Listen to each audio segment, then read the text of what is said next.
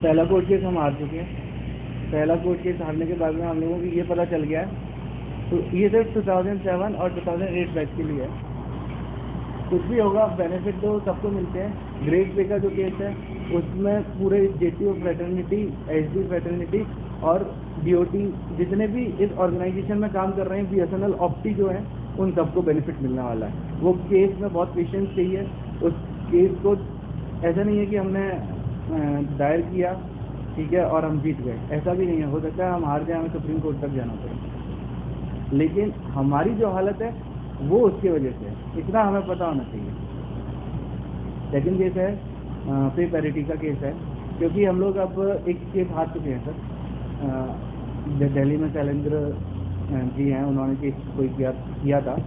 उसमें actually fitment के लिए हम लोगों ने बोला था कि आप पोस्ट 2005 बैच के जो जेटीओ हैं, सेम स्केल पर रिक्रूट हुए हैं, सेम वर्क कल्चर में काम करते हैं, ठीक है, सेम एजुकेशनल क्वालिफिकेशन है, उन लोगों को फिटमेंट देते हैं, उन लोगों को 22,820 देते हैं बेसिक, और हम लोगों को नहीं देते हैं। वो हम हार चुके हैं। उसको 6-7 महीने से ज़्यादा समय हो चुका है, ठीक है। रिव्यू पिटीशन शायद हम लोग दायर नहीं कर सकते हैं। तो अब मैनेजमेंट ने भी जो एक जस्टिफिकेशन दिया, उसमें क्लियरली मेंशन कर दिया कोर्ट का जजमेंट की, कोर्ट ने तो बोल दिया है कि ना इन लोगों को नहीं दिया जाना चाहिए, तो इसके लिए हमने नहीं दिया। जब लास्ट स्ट्राइक हुई थी तो उनका जो जस्टिफिकेशन आया, पे पैरिटी नहीं रिजॉल्व करना है, तो उन्होंने जस्टिफिकेशन में कोर्ट केस लगा दिया। अब कोर्ट में अगर हम लोग जाते हैं तो बीएसएनएल मैनेजमेंट से हम केस करते हैं, तो बीएसएनएल मैनेजमेंट बोलेगा ये तो एक जगह कोर्ट केस हार चुके हैं, वो जस्टिफिकेशन देगा कोर्ट में दोबारा से, बहुत मुश्किल हो रहा है उसके बीच में। हम लोगों ने चीज़ें देखी, सोची समझी।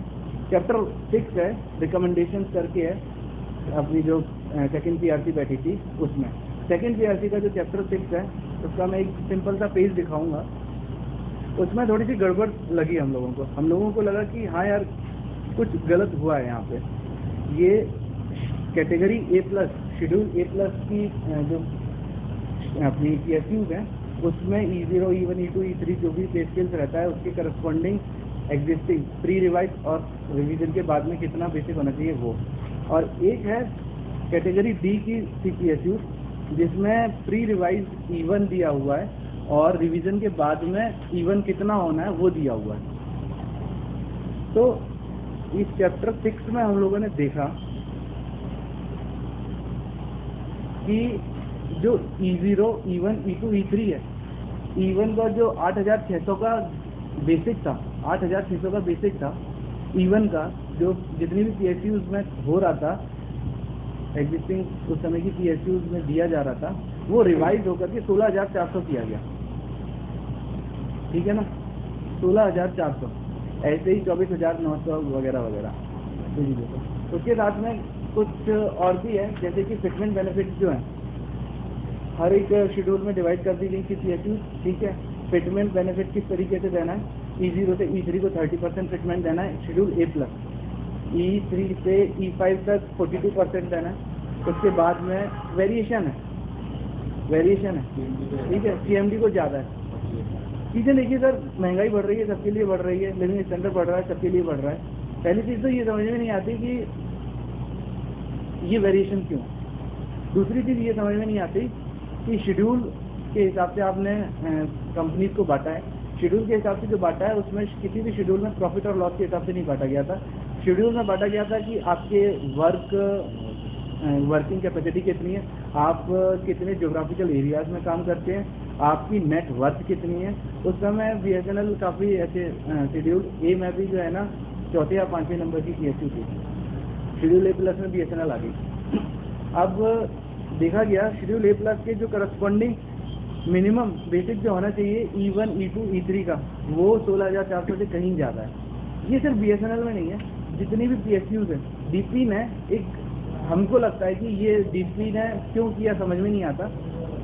वो DP से RTI भी मांगी है, RTI का रिप्लाई नहीं आया।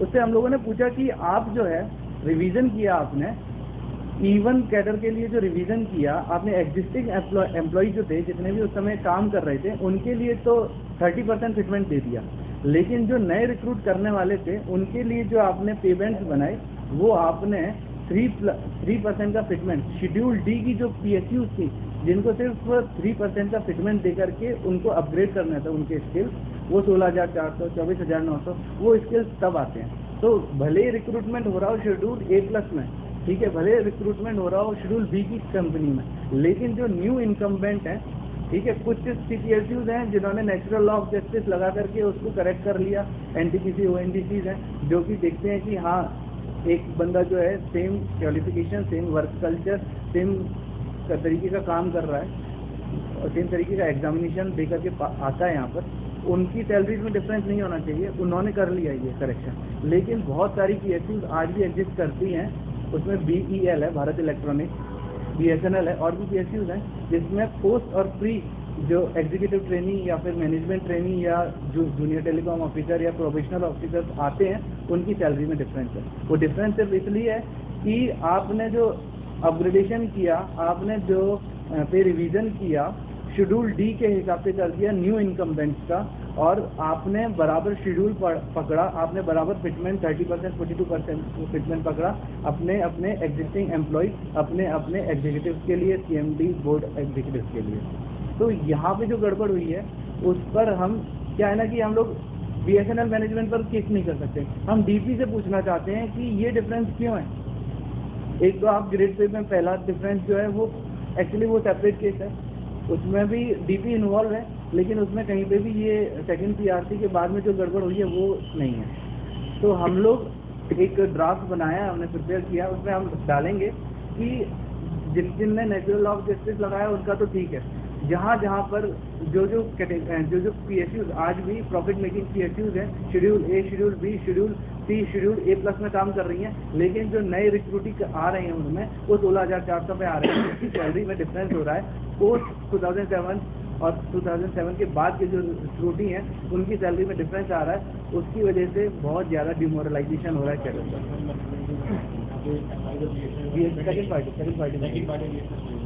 उसके लिए भी BEL के लोगों से बात हो रही है, अगर वो रेडी हो जाते हैं तो उनको भी इन्वॉल्व करेंगे।